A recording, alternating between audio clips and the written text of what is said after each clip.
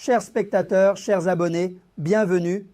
Je vous salue tous avec respect et affection. Dans cette vidéo, nous allons explorer ce qu'est le mauvais œil, ce qu'il signifie, quelle est son histoire, et s'il existe des preuves du mauvais œil dans le Coran et les hadiths, une croyance profondément enracinée dans la culture de l'islam. Nous aborderons les sujets de ce que disent les scientifiques et les ophtalmologistes. Sur le mauvais œil, permettez-moi de commencer en disant qu'il n'est pas facile pour moi d'aborder et d'examiner le sujet du mauvais œil qui a pénétré presque toutes les religions et cultures des gens, en particulier celle de l'islam. La principale raison de la difficulté est que les gens et les musulmans ont des préjugés sur ce sujet et que leurs enseignants, maîtres, cheikhs, leaders, écoles de pensée et sources culturelles en dehors du Coran ont construit leurs esprits, nos esprits, avec beaucoup d'informations à ce sujet. J'espère qu'en regardant cette vidéo, les gens et les croyants laisseront de côté leurs préjugés et aborderont le sujet de manière impartiale. L'autre sujet important est qu'il n'a bien sûr pas été facile, et ne le sera pas, de passer en revue les opinions des exégètes, des hadiths, des juristes et des imams des écoles de pensée que je qualifierais de sous-culture de l'islam et d'en tirer des conclusions claires. Le sujet principal qui me posera des difficultés est que je ne suis ni ophtalmologiste ni scientifique. Je suis un exégète. Et comment fonctionne réellement l'œil en tant qu'organe? Comme on l'a toujours accepté, peut-il émettre une lumière de n'importe quelle longueur d'onde vers l'extérieur? Y a-t-il une supériorité ou une différence quelconque liée aux couleurs des yeux? Les yeux peuvent-ils émettre des rayons comme les rayons bêta ou gamma? Chers spectateurs, j'ai d'abord commencé par résoudre cette question difficile. Et permettez-moi de partager avec vous comment je l'ai résolue. J'ai appelé l'un de mes professeurs, qui a exercé pendant des années en tant qu'ophtalmologiste dans les hôpitaux importants d'Istanbul et qui est spécialisé dans ce domaine. Et à 10h30 du soir, je me suis retrouvé face à face avec mon professeur pour discuter des questions que je voulais poser. Je n'ai pas d'abord dit que je partagerais avec vous le sujet du mauvais œil, en le mettant en vidéo peut-être à cause de mon idée sous-jacente qui pourrait avoir une acceptation préalable. Après avoir donné des réponses savantes aux questions, il a dit qu'il les partagerait dans la section de discussion privée. Puis, j'ai posé mes questions. J'ai dit que nous devrions commencer par demander comment l'œil voit. Et le professeur a répondu en disant que la question était facile. Chers spectateurs, pour ne pas vous fatiguer et ne pas prolonger davantage la vidéo, je souhaite partager avec vous uniquement les sections concernant le mauvais œil de manière concise. Ma deuxième question était la suivante. En termes de fonction visuelle de l'œil, y a-t-il une différence par rapport à l'audition de l'oreille, à l'odorat du nez et au goût de la langue et du palais? Quand le professeur a répondu à cette question, il a dit que l'œil a une structure très merveilleuse. C'est un organe magnifique.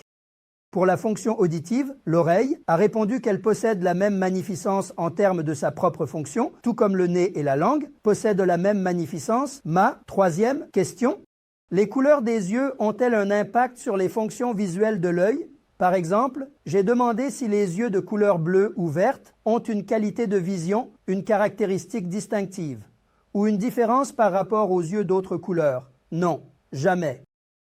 Il n'y a pas de différence en termes de supériorité de qualité, tout comme notre corps a des couleurs de peau différentes et que les empreintes digitales n'affectent pas les mouvements de notre main ou notre capacité à travailler. Les différentes couleurs des yeux sont liées à la structure anatomique des personnes et non à la fonction de l'œil. Il a répondu « J'avais gardé ma question la plus importante pour la fin et la voici. Professeur, nos yeux, en particulier ceux qui sont bleus ou verts, peuvent-ils émettre ou envoyer des ondes comme celles d'une télécommande de télévision, des ondes Internet ou des rayons, tels que les infrarouges, les ultraviolets, les rayons bêta ou gamma? Lorsqu'on lui a posé la question, il a répondu sans hésitation. Autrefois, d'après les informations que nous pouvons remonter jusqu'à 1400 avant JC, on croyait que la vision se produisait par l'émission de rayons depuis les yeux des gens. Jusqu'à récemment, les études scientifiques modernes nous ont montré de manière catégorique que cette acceptation dans l'histoire de l'humanité n'est rien d'autre qu'une erreur et une illusion. L'œil ne projette jamais de rayons vers l'extérieur. J'ai posé ma dernière question. Ainsi, en fait, je pense deviner la réponse à cette question d'après les réponses que vous avez données jusqu'à présent, mais je vais quand même la poser. Sans aucun capteur ou dispositif de détection similaire capable de percevoir les regards de l'œil, est-il possible qu'un regard bleu, vert ou de toute autre couleur puisse renverser des véhicules, faire éclater des taureaux, faire tomber des avions, faire exploser des chars, rendre les gens aveugles, boiteux, sourds, estropiés? Peut-il abattre des arbres, détruire des maisons? Ai-je demandé. Il réfléchit un peu. Oui, si l'œil pouvait faire cela, il serait Dieu. Cela signifie qu'il a un pouvoir surnaturel, ce qui empêcherait tout chirurgien de pratiquer une opération des yeux. Il nous détruirait avant même que nous ayons fini d'y penser et ne nous laisserait pas l'approcher. Tous nos organes accomplissent leurs fonctions avec des caractéristiques de création merveilleuses et des caractéristiques programmées dans l'intégrité de notre corps. L'œil, comme les autres organes, possède une structure magnifique, donnée à l'homme, et remplit sa fonction. Je tiens à remercier sincèrement et chaleureusement ce professeur spécialiste des yeux qui a répondu à mes questions avec sincérité. En marchant sur le chemin éclairé et guidé par la science, regardons ensemble l'histoire du mauvais œil à travers un voyage dans l'histoire de l'humanité. Dans le dictionnaire, le mot « nazar » signifie « voir, penser ». Avoir compris, comprendre, dans notre culture, il est connu comme le fait de regarder quelque chose d'agréable ou de plaisant avec jalousie et de l'influencer de manière à lui nuire. Le mauvais œil est si répandu dans la culture anatolienne que, si vous demandez à quelqu'un de 50, 60 ou 70 ans, il vous dira qu'il y avait quelqu'un chez nous, ses yeux étaient bleus ou verts, quiconque il regardait tombait à la renverse. Il raconte même qu'une fois, ils ont renversé un grand taureau, un grand arbre, un jeune homme grand et de bonne humeur, une petite fille au visage d'ange, et qu'ils les ont mis à terre, les ont brisés, que leurs voix mélodieuses, comme celles d'un rossignol, se sont tues, et qu'ils sont morts avant que 40 jours ne se soient écoulés depuis ce jour-là. Alors, le mauvais œil existe-t-il seulement dans la culture anatolienne? N'existe-t-il pas dans d'autres cultures? Oui, dans la culture arabe, le concept de Isabetul Ayun en tant que coup d'œil est très largement accepté et l'histoire du mauvais œil remonte jusqu'à 4000 avant JC, chers spectateurs. Le mauvais œil est une croyance qui a des adeptes et des vendeurs sur un vaste territoire, y compris chez les Sumériens, les Babyloniens, les Égyptiens, les Grecs, les Romains, les Sémites, les Perses, les Indiens et divers peuples européens. Chers spectateurs, cette croyance, presque aussi ancienne que l'histoire de l'humanité, repose sur l'idée que nos yeux sont les fenêtres ouvertes sur le monde de l'esprit et de l'âme. On croit que tout ce qui est beau, vu à travers les rayons, atteint sa cible, l'environnement, l'atmosphère, et remplit l'intérieur des gens de mal et de destructivité, avec un effet destructeur légendaire. C'est pourquoi toute maladie, malchance ou situation défavorable liée au mauvais œil a été présente dans toutes les cultures religieuses anciennes et nouvelles, du chamanisme au zoroastrisme, des religions indiennes au judaïsme et au christianisme, et enfin, dans l'islam, malheureusement, de nombreux hadiths ont été inventés sous l'influence de cette croyance et certains versets ont également été présentés comme preuve.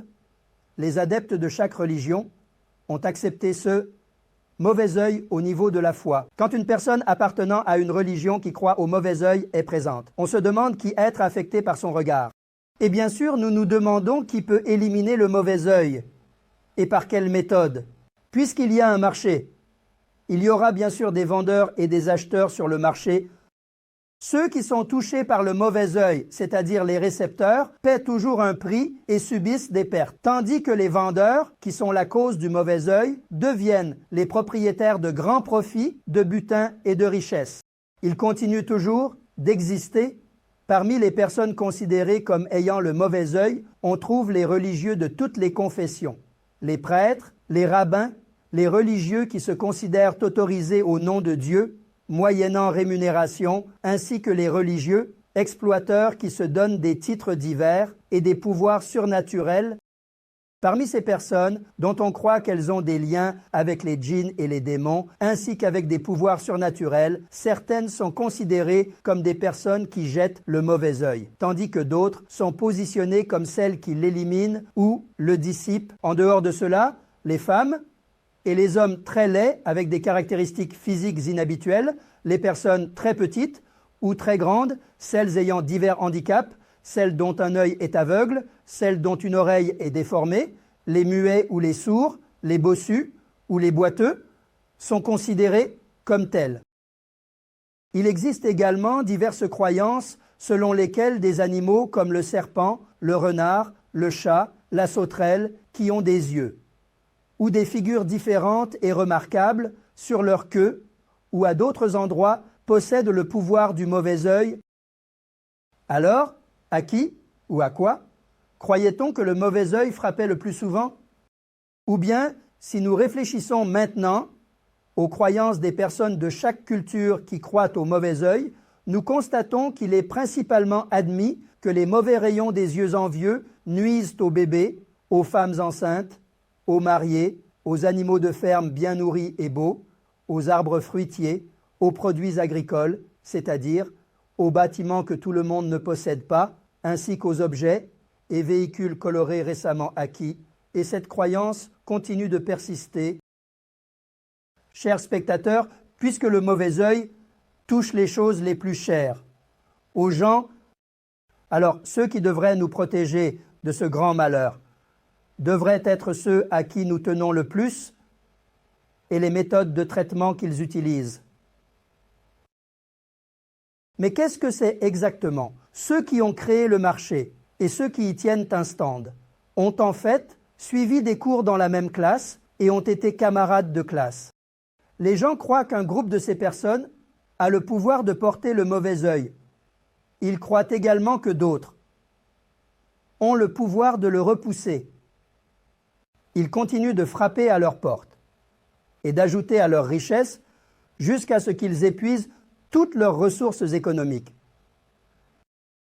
Eh bien, lorsque nous examinons les méthodes par lesquelles ces personnes, qui sont censées guérir toutes sortes de maux, même les maladies incurables, et qui sont censées apporter la guérison, nous voyons malheureusement que la religion et le sacré sont à nouveau exploités. Chaque religion a ses charlatans religieux privilégiés, qu'ils soient autorisés par eux-mêmes ou par leur entourage, des disciples, des souffleurs, des escrocs, des imposteurs, des menteurs, des vendeurs de religion pour de l'argent. La première chose que ces soi-disant hommes de religion font, ce sont bien sûr toutes sortes de talismans, ce sont des amulettes, des prières et des textes sacrés à suspendre autour du cou, à coudre dans les sous-vêtements ou à placer dans des endroits appropriés des maisons, des véhicules ou des jardins. En outre, des perles de différentes couleurs, principalement des perles bleues, des cornes, des têtes d'animaux sacrés dans différentes croyances ou diverses épices facilement disponibles, des objets anciens remarquables, crachés sur le visage des personnes que l'on croit touchées par le mauvais œil, les caresser, appliquer de la suie sur le visage des enfants, mettre du khol, boire parfois la poussière recueillie sous les chaussures, ou la saupoudrer sur eux ou sur leur lieu de couchage, brûler leurs ongles ou tout autre objet leur appartenant, accrocher de l'ail à différents endroits ou arbres, jeter du sel dans le feu, frapper du bois ou tout autre objet, tirer sur le lobe de l'oreille, attribuer une valeur de respect aux personnes que l'on croit touchées par le mauvais œil en raison de leurs effets ou de leur puissance, entrer dans leur cercle de proches avec divers bienfaits ou cadeaux pour se protéger de leur mal et d'autres méthodes similaires pour se protéger du mauvais œil et en réduire l'intensité ont été crues et pratiquées. Chers spectateurs, après avoir donné autant d'informations non islamiques et non coraniques sur le mauvais œil, que disent l'islam et le Coran à ce sujet? Passons au sujet. Dans la culture de l'islam, les musulmans de tout niveau qui croient en l'existence du mauvais œil se réfèrent au verset 51 de la sourate Al-Kalam. Ils citent les versets 67 et 68 de la sourate Yusuf comme preuve. En outre, les récits de Tirmizi et Téberani ont été mal traduits, ce qui a conduit à une mauvaise compréhension répandue parmi tous les croyants, à savoir qu'il faut craindre la perspicacité des croyants parce qu'ils regardent avec la lumière d'Allah. Cela provient d'une mauvaise interprétation du hadith. Dans le verset 51 de la sourate Al-Kalam, notre Seigneur dit que lorsque les mécréants entendent le rappel, c'est-à-dire le Coran, ils sont presque prêts à te renverser du regard. Ils disent sans aucun doute qu'il est possédé. Pourtant, ce Coran est un rappel de la vérité pour les mondes. Dans le groupe de versets de la sourate Al-Kalam, des versets 48 à 52, il est question de l'hostilité envers les versets du Coran révélés par la révélation divine sous la direction et l'exemple de Yusuf, leur rancune, leur haine et leur inimitié. Envers le prophète Muhammad sont décrites en particulier Muhammad, fils d'Abdullah, qui a grandi sous les yeux de la Mecque, presque sans jamais s'éloigner de ses genoux, admiré par tous pour ses qualités humaines, et surnommé Muhammad al-Amin en raison de la confiance qu'il inspirait, était tenu en haute estime. Il était difficile pour les cœurs d'accepter qu'on lui fasse du tort. Cependant, le messager Muhammad, construit par la révélation, avait commencé à perturber l'ordre établi par la direction de la Mecque, devenant le plus grand ennemi de leur système et initiant une grande révolution sociologique. Ne soyez pas esclaves de l'argent, soyez esclaves de votre Créateur, Allah. Un homme ne peut pas réduire un autre homme en esclavage.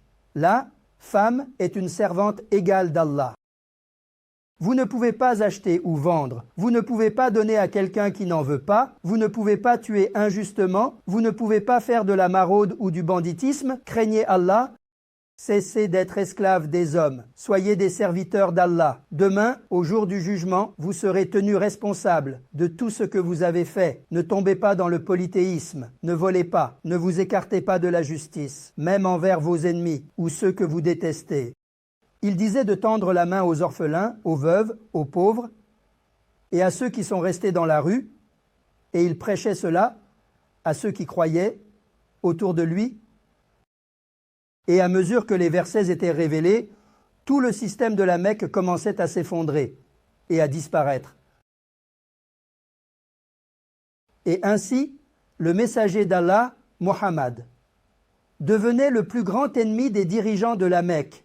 Au début, il ne se souciait pas de ce que l'orphelin Muhammad pouvait faire avec quelques esclaves de la classe la plus basse autour de lui, mais lorsque leurs plus grands atouts, leurs femmes, leurs esclaves, leurs propres enfants, leurs jeunes, puis les dirigeants et les riches ont commencé à entrer dans l'islam, ils ont compris l'importance et la gravité de la situation et ont pris des mesures. D'abord, ils ont dit qu'il avait confié son esprit aux djinns. Ensuite, ils ont dit que des Grecs lui enseignaient et qu'il répétait ce qu'ils lui avaient appris. Le poète est ensorcelé, exposé à Efsun, ce menteur. Maintenant, il ment, et il a toujours été menteur. Ils l'appelaient Ketzap. Ils ont dit qu'il calomniait Allah et notre religion. Ils ont affirmé qu'il semait la discorde, provoquait des troubles et détournait notre peuple de leur religion. Ils ont agi en l'appelant ce Muhammad hérétique. Ils ont essayé toutes sortes de ruses, de pièges, d'embargos, de menaces, d'interdictions, de menaces de mort, en utilisant des biens matériels, des grades, des femmes pour nous faire renoncer.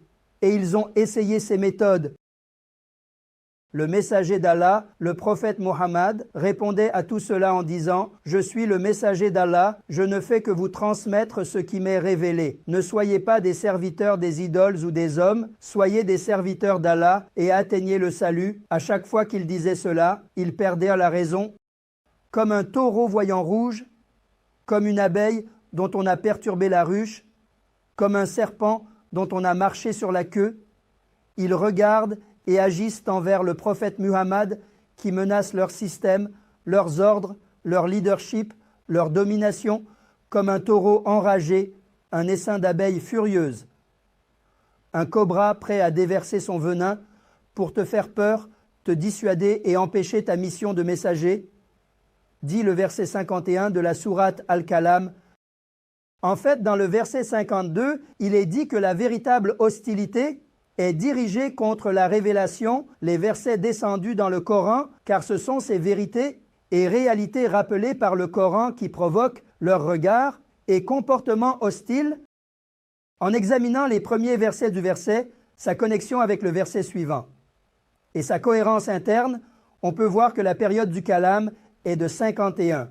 Je pense avoir pu partager avec vous que le verset n'a absolument rien à voir avec le mauvais œil, la prière contre le mauvais œil ou l'outil des écrivains de talisman. Le verset raconte l'exemple de Hazreti Nus pour remonter le moral et soutenir le messager d'Allah, Hazreti Muhammad, et explique qu'il l'attaque parce qu'il est le messager. Ils ont toujours attaqué et menti auparavant aussi. Ne t'inquiète pas, ils ont dit à tous les messagers ce qu'ils te disent. Ne t'inquiète pas, fais confiance à Allah. Tu es le messager de celui qui a pouvoir sur toute chose. Ta mission est simplement d'appeler les gens à leur nature innée, à Allah et à l'adoration avec des versets qui rappellent la vérité. Ce groupe de versets avertit également les sociétés et les individus qui, à chaque époque, ont pris sur eux la mission de messager du Coran, des dangers des superstitions, des inventions et des exploiteurs de la religion. Lorsque vous appelez à rendre des comptes, selon la révélation, c'est-à-dire lorsque vous exposez les vérités contre les religions parallèles de superstitions créées par des récits sous forme de hadiths en dehors du Coran. La même attitude, la même hostilité, haine, rancune et embargo seront dirigés contre vous. C'est comme s'ils allaient essayer de vous renverser et de vous faire abandonner. Avec ces regards pleins de haine et de rancune, vous aussi, prophètes, ennemis de la Sunna, chiites, agents, nourris par les Juifs et les chrétiens, jusqu'à présent, personne d'autre que vous ne le savait.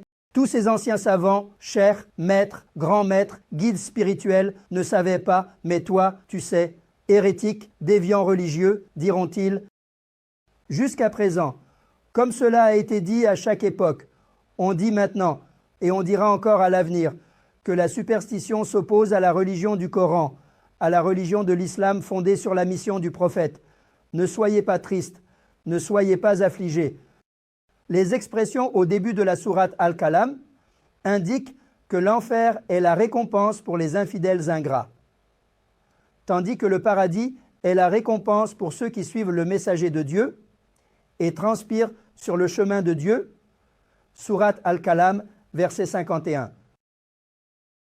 Chers spectateurs, j'ai pris un peu plus de temps pour discuter du verset 51, car le sujet du mauvais œil est souvent abusé et transformé en plaques accrochées dans tous les lieux de travail, maisons et véhicules. Pour que nos esprits et nos cœurs deviennent bien clairs. Après avoir exprimé les autres versets sans trop s'étendre, passons à notre hadith de preuve. Dans les versets 67 et 68 de la sourate Yusuf, le prophète Jacob dit à ses fils « Il conseille à chacun d'entrer par une porte différente lorsqu'ils entrent dans la ville, où Yusuf est responsable du trésor. La grande famine et la crise économique survenues dans les régions environnantes et en Égypte ont été évitées grâce aux mesures prises par le prophète Joseph, empêchant ainsi la mort par famine de sa propre famille et d'autres personnes, notamment dans le pays de Canaan. Dans ce contexte, le prophète Jacob donne cette recommandation à ses fils, lorsqu'il les envoie dans la ville ou leurs frères inconnus. Joseph est responsable, principalement pour le blé. Il n'y a pas d'information claire dans le verset concernant la raison pour laquelle il a demandé qu'ils entrent par des portes séparées. En examinant les opinions des exégètes contemporains et passés, j'ai constaté que dans les œuvres de nombreux exégètes, ceux qui voient un groupe étranger composé de 7 à 8 personnes de constitution robuste et d'apparence de jeunes hommes vigoureux peuvent les attaquer en les prenant pour des voleurs, des brigands ou des pillards très en vogue, ou bien des groupes locaux. Avides pourrait attaquer les fils de Hartz. Yacup s'emparer de leurs chameaux et les réduire en esclavage. Par précaution, il leur conseillait d'entrer par des portes séparées pour les protéger et il nous montrait ainsi la voie à suivre pour prendre des précautions. Un autre groupe d'exégètes, dont les noms prendraient trop de place, est mentionné ici simplement comme un avis de groupe. Pour ne pas disperser le sujet en énumérant les noms, ceux qui considèrent le verset 51 de la sourate Al-Qalam comme le verset du mauvais œil et ceux qui acceptent le hadith comme preuve disent que l'avertissement de Hazrat Yacoub a été fait pour éviter le mauvais œil. Même si cela ne correspond pas à l'intégrité du tout, c'est une opinion. Nous exprimons notre respect et nous nous souvenons de nos ancêtres avec miséricorde. Et la preuve du mauvais œil acceptée par Pirmizi et Téberani est de craindre la perspicacité du croyant parce qu'il regarde avec la lumière d'Allah. J'avais mentionné un peu plus tôt que ce hadith est mal compris, mal interprété et que cette mauvaise perception est expliquée à la communauté en la combinant avec le mauvais œil. Voyons maintenant cet événement ensemble. La perspicacité du croyant signifie la prévoyance, la clairvoyance, le point de vue du croyant et son évaluation du présent et de l'avenir. Le mot « itegu », qui signifie avoir peur, inclut également, dans son intégrité sémantique, les significations de « soyez sensible »,« agissez avec un sens de responsabilité »,« soyez attentif »,« accordez de l'importance et de la valeur », qui sont toutes des composantes de la taqwa. Le mot « nour » dans la phrase « Allahun nuru ila bakar » est un nom et un attribut du Coran. Cela signifie que les serviteurs croyants d'Allah, les fidèles, regardent avec le Coran, avec un esprit et un cœur construit par le Coran. Ici, nous devrons examiner de plus près le mot « feres », qui est la forme nominale du mot « ferazé ». Feres signifie cheval, un cheval sur lequel on monte et qui transporte des charges. Les yeux des chevaux ont des caractéristiques dignes d'attention. Les chevaux ont un champ de vision de 180 degrés avec leur œil droit, et encore 180 degrés avec leur œil gauche. Ils ont la capacité de regarder en arrière, sur les côtés et en avant. Ils ont la capacité de voir en même temps. C'est pourquoi on met des œillères aux chevaux pour qu'ils ne voient pas derrière et sur les côtés, mais qu'ils se concentrent uniquement sur la route devant eux. Et après vous avoir donné cette information, revenons à notre sujet. Lorsqu'un croyant regarde avec perspicacité, il ne regarde pas avec des œillères, mais avec les yeux d'un cheval, avec un esprit façonné par la lumière d'Allah et le Coran, il regarde l'histoire de l'humanité, interprète les événements actuels et évalue et planifie l'avenir avec cette perspective.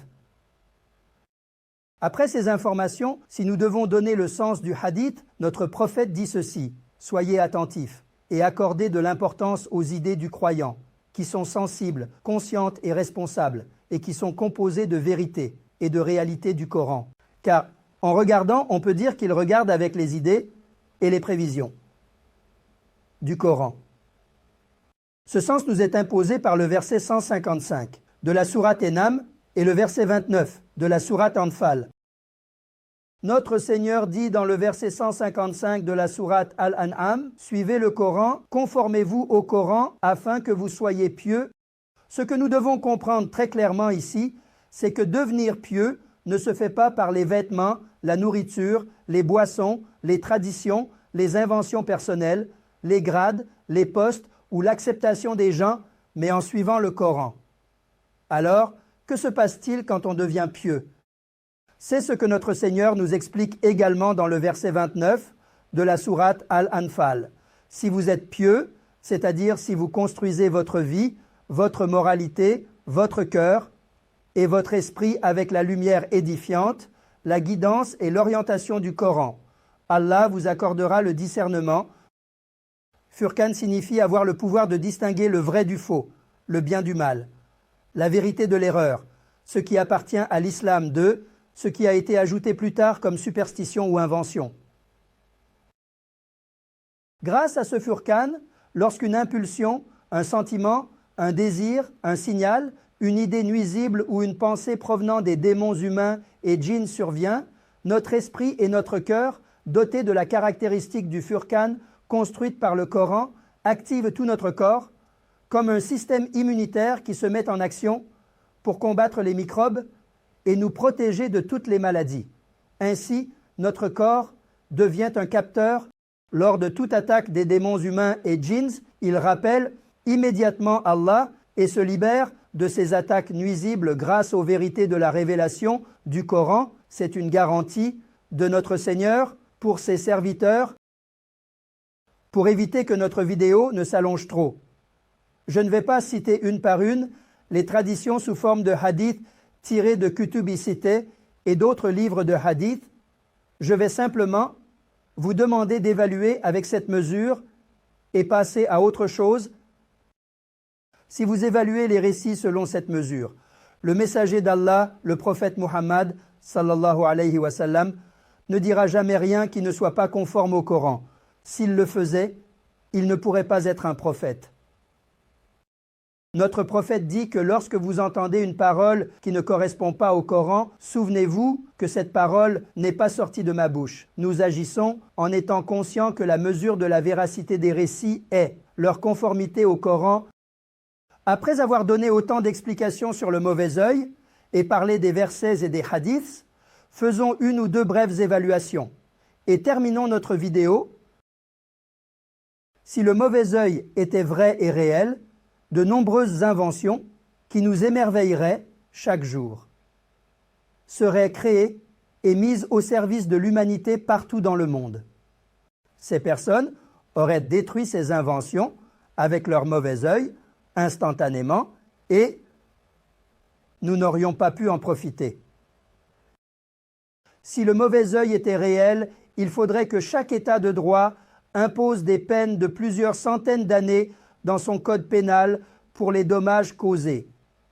Intentionnellement, la destruction, la rupture, le dessèchement. Et les dommages causés aux personnes, aux animaux, à la nature et aux véhicules. Si le mauvais œil était réel, il n'y aurait pas d'exception pour les regards malveillants. Aujourd'hui, les gratte-ciel géants, les trains à grande vitesse, les yachts de luxe, les villas, les voitures, les navires, les vignobles, les jardins, les beaux bébés aux yeux de biche, les belles femmes, les mariés n'auraient jamais le droit de vivre, ils seraient tous détruits par ces regards malveillants qui produisent du mal. Si le mauvais œil était réel, comme il est exprimé dans le verset 100 de la sourate Al-Isra, s'il possédait les trésors de la miséricorde d'Allah, par peur qu'ils ne soient dépensés, épuisés, il ne les donnerait à personne, il s'y attacherait fermement. Et à la fin du verset, il est exprimé à quel point les personnes ayant cette caractéristique sont avares. La mesquinerie n'est pas seulement économique, chers téléspectateurs. La mesquinerie de l'amour, la solidarité respectueuse, l'unité, le partage d'expériences, le partage de la connaissance, la production de la bonté, le soutien aux bonnes personnes et d'autres formes de mesquinerie qui envahissent tous les aspects de la vie doivent être considérées et évaluées dans ce contexte. Par conséquent, ces personnes dépourvues d'âme et de raison transformeraient le monde en enfer. Si le mauvais œil était réel, ces personnes remplies de haine, de rancune, d'envie et de jalousie qui croient en la présence d'un pouvoir surnaturel en elles, se verraient comme des dieux, réduiraient les gens en esclavage et les feraient se prosterner devant elles. En terminant mes propos, je souhaite et j'espère que l'humanité se libère rapidement des croyances superstitieuses qu'elle a créées avec son esprit et son cœur. Je souhaite et j'espère que les musulmans comprennent que l'islam et le Coran et que le Coran est le dernier message et la dernière lettre de Dieu à l'humanité, il se libère des superstitions, des inventions, des acceptations sans questionnement et des récits fabriqués, considérés comme religion. Je souhaite et j'espère que nous ferons de nos efforts pour transformer le monde en un lieu de paix et de sérénité, guidé par la lumière de la sagesse que le Coran apporte à la science, le but de notre vie. Je souhaite et j'espère que l'amour ne manque jamais dans votre cœur et que le sourire ne quitte jamais votre visage, que tout se passe comme vous le souhaitez. Au revoir.